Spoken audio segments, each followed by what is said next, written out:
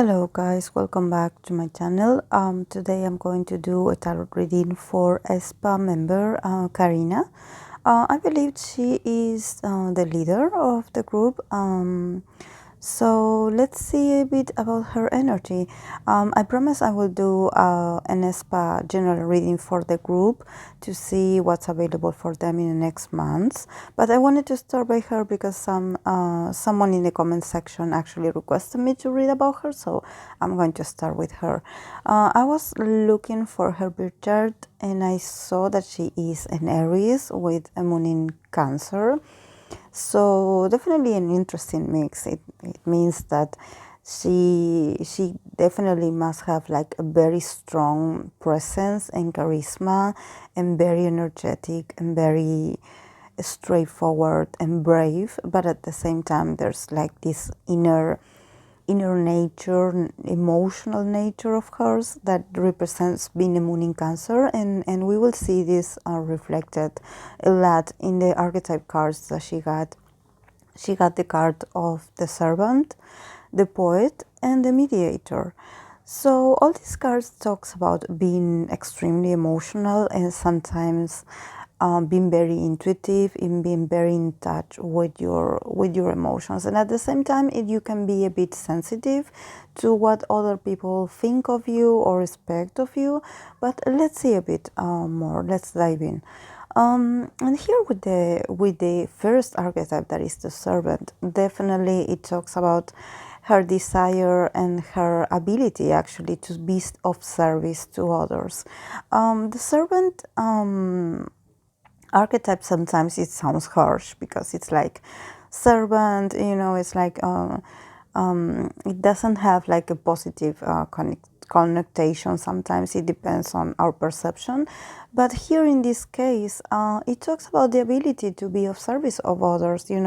Sometimes you need to have people that are actually willing to do the gestures and the actions in order to be helping others, because if we were in a world full of people that are just takers or are just people that are so into their egos that they always want to shine and they always want the first place and they always want everything fixed for them, of course that you need to have a certain balance. And the archetype of the Servant actually talks about the ability of being of service to others and actually feeling really good about being helpful and being doing good deeds, and not actually expecting something in return, doing it because it feels good for you to do it, because it feels right, and because you do have the energy, you do have the ability to be empathic and to get out of your way to do things for others, which is very interesting considering that she's an Aries. Probably people would think that with her strong charisma and with her strong presence and also with her very strong sense of self, because Aries rules the self, the first house, the house of the self. Sometimes Aries people tend to be very confident and very very in this mode of me, and actually to see the archetype of the Servant is very positive. It means that she definitely enjoys to be there for those that she loves and that she loves to do to help them. So, and then with the Poet, definitely she has like a romantic side. There's side to her. She can have a lot of emotions and a lot of feelings and a lot of thoughts that somehow it would be really good for her if she could be able to put it into words and actually to write it down. And if this could also help her creative process, it would be really nice for her to actually put it to a good use. But I think that, for example, just to start, it would be good for her to journaling, to just put her thoughts and her how she's feeling and all those things that sometimes maybe she can get a bit emotional and actually probably not having a lot of people to talk to about this. So probably when you are a poet, sometimes it means that you have like this very, it's a very important inner world, and somehow it's very intimate, and sometimes you don't show that to others. So for you to be able to write about it and to make beautiful poems out of it, it would be a way to connect with your intuition, and at the same time to connect with your essence, and to also gift it to others, to share it with others when you feel ready. In the case of her, well, she is an artist, so she could write lyrics if she wanted to. But I think that she could start just doing it for herself, you know, for her own.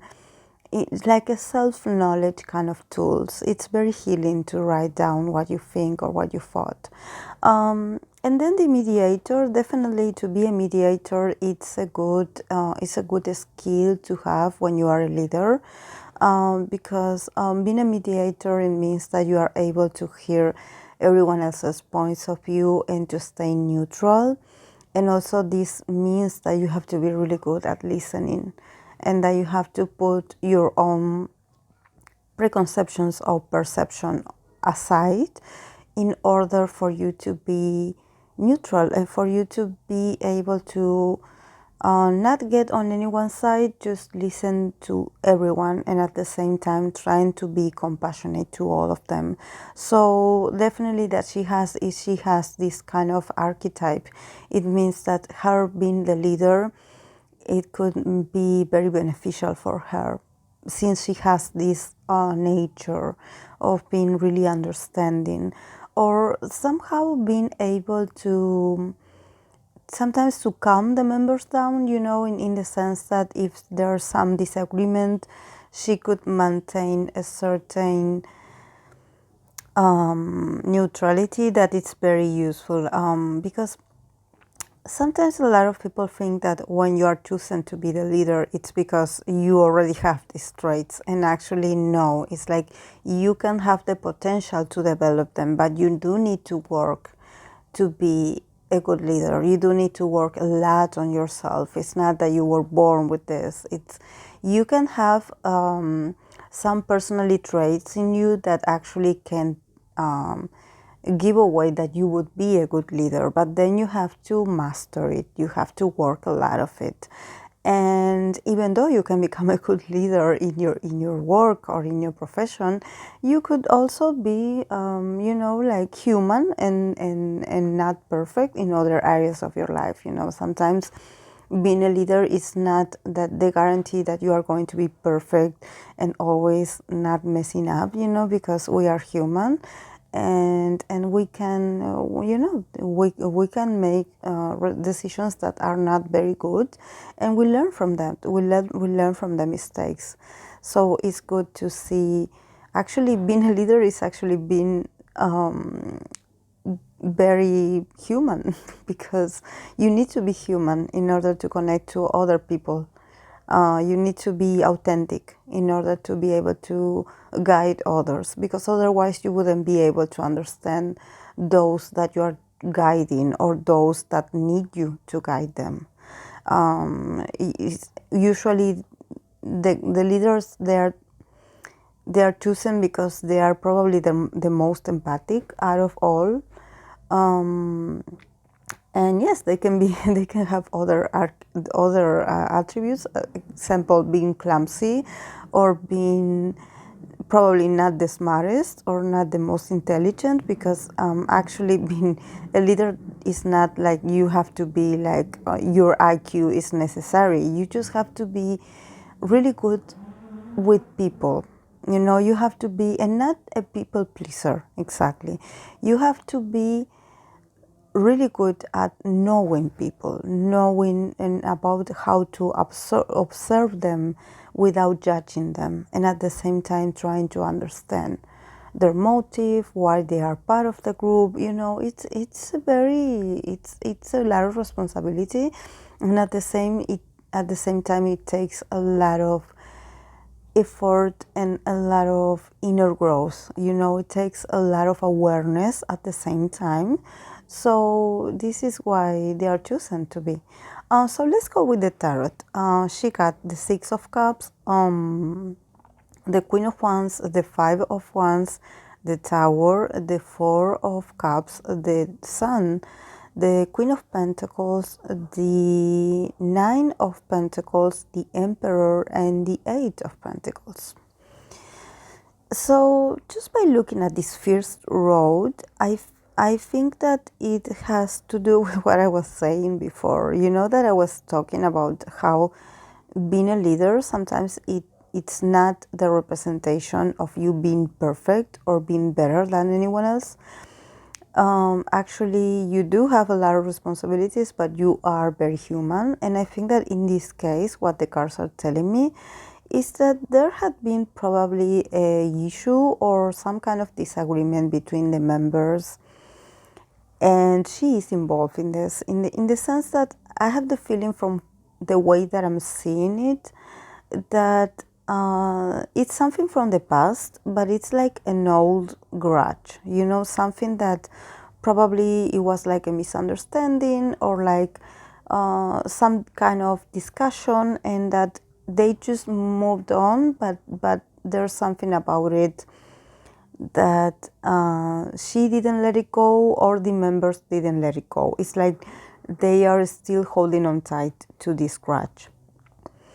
And since it's next to her, that because she's represented by this Queen of Wands, also I think that, you know, when you're a moon in Cancer, sometimes you hold on too tight to the past, to past events, to past wounds, to people from your past, you know, because the moon is an energy that is very nostalgic and it's very emotional, and they have like a very strong attachment to the past, because, well, the past sometimes built us to who we are today. It adds to who we are today.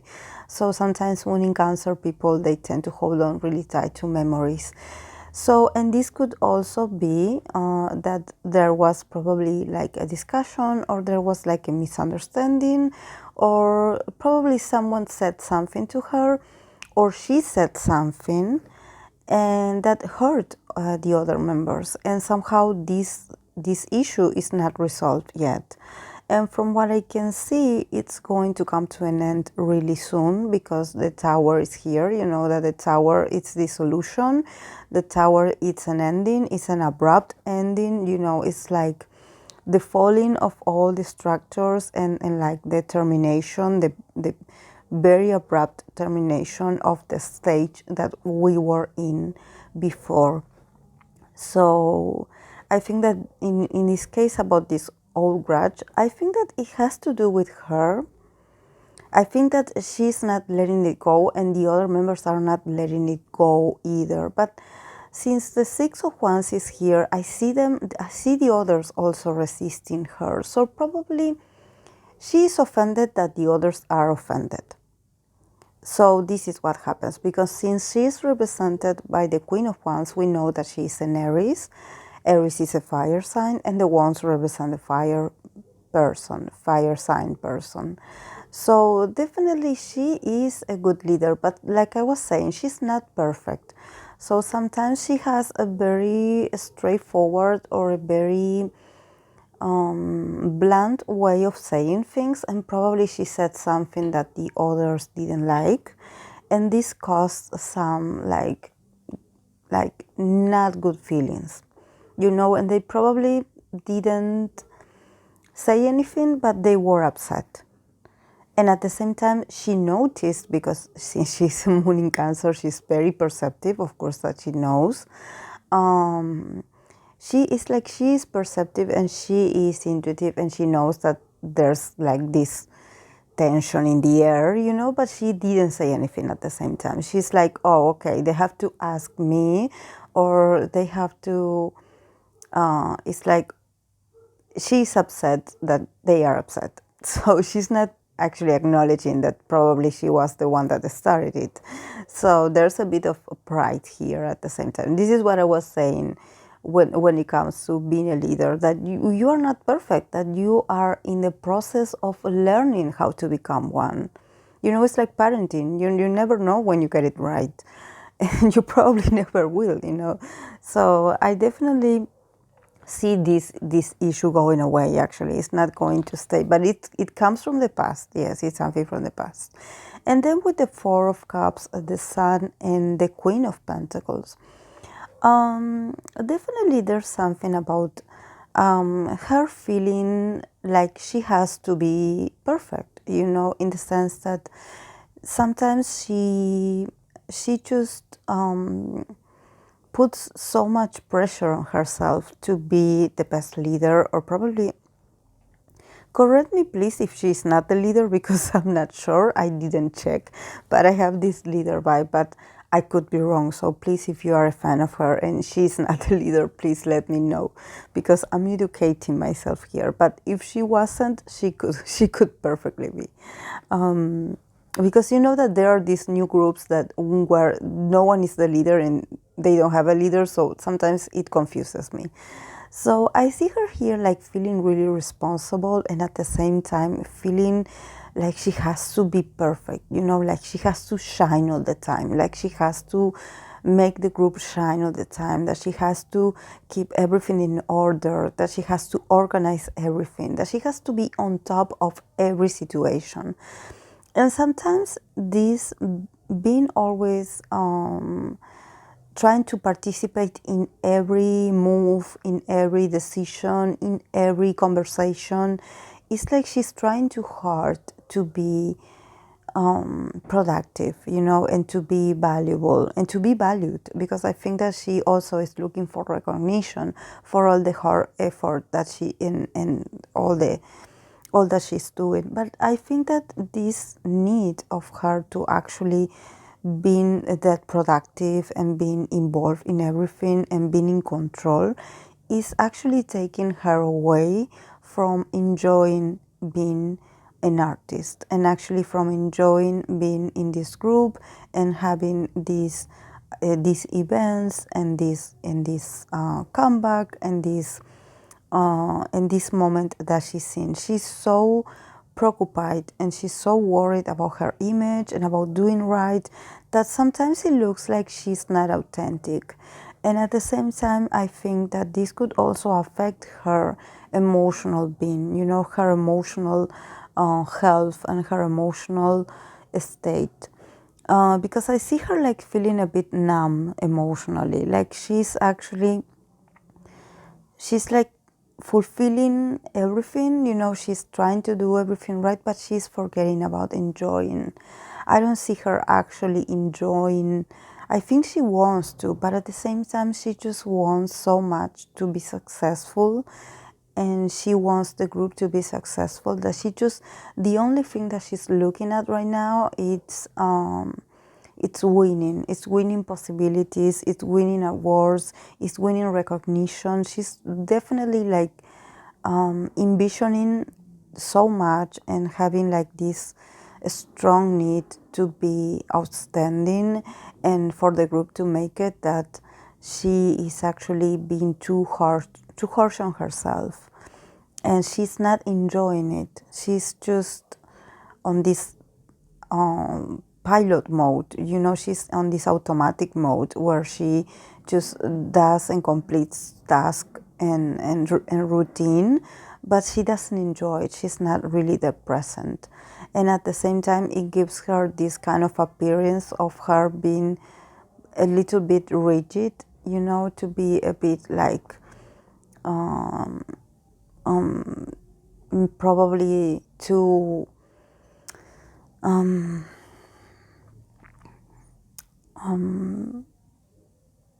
like someone that has a lot of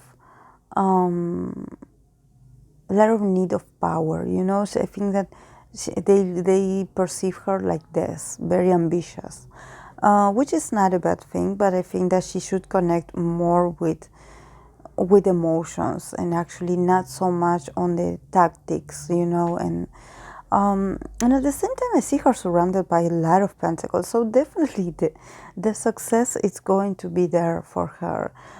Because here with the Nine of Pentacles and and the Emperor, and the last card that it's the Eight of Pentacles. Definitely she is going to have a lot of good feedback from people in power, especially from like a CEO or a manager. She is someone's favorite.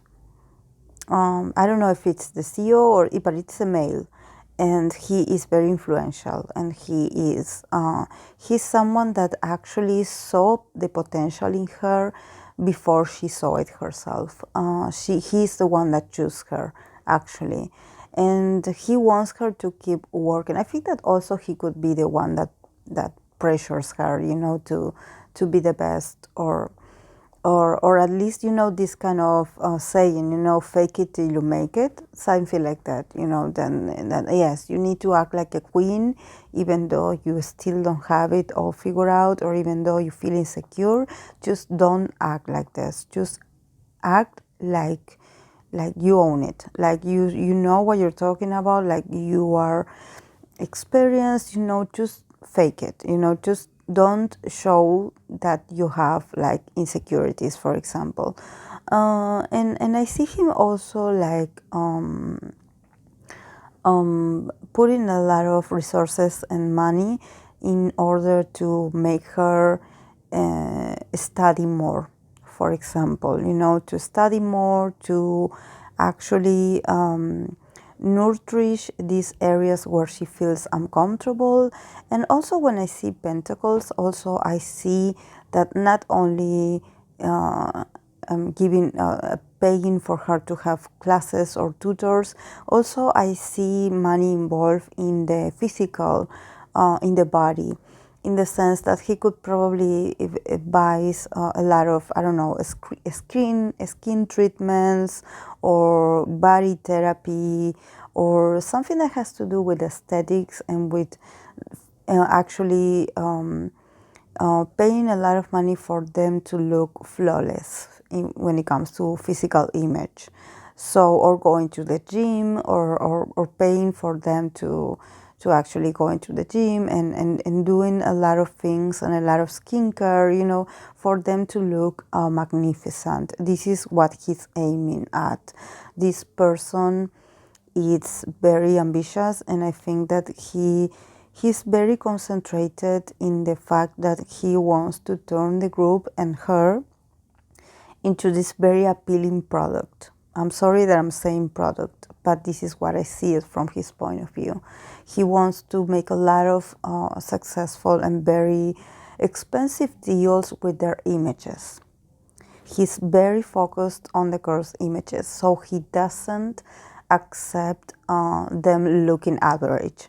He wants them to look more beautiful, more stylish, more magnetic. He wants to give them all the resources so they can show this image of powerful ladies, powerful female power, female empowerment. And also he is a visionary, so obviously he is investing and he's doing, which I'm really happy to see that he's putting all the money, because that sometimes we see a lot of companies where money or resources, it's something that sometimes is lacking.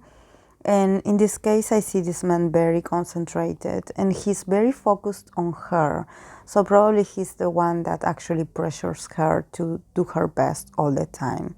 But yes, I see actually the success reaching for these girls, because I see a lot of investment in them. So probably there's something about their promotions, or there's something about the stage, the outfits, everything is very well taken care of. So it's very nice. It's nice that there are resources. This is a good sign.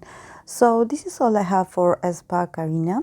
So if you are a fan of hers and the group, and if you want me to keep reading for her, please leave your comments and leave it a like to the video, or share it with other fans so they can also hear the interpretation if you're interested. And so I will be reading you, so I can somehow measure how this video is doing. If it's doing fine, I'm going to continue the series for reading for the other members respectively. So thank you guys for being here. I will see you in the next video. Bye.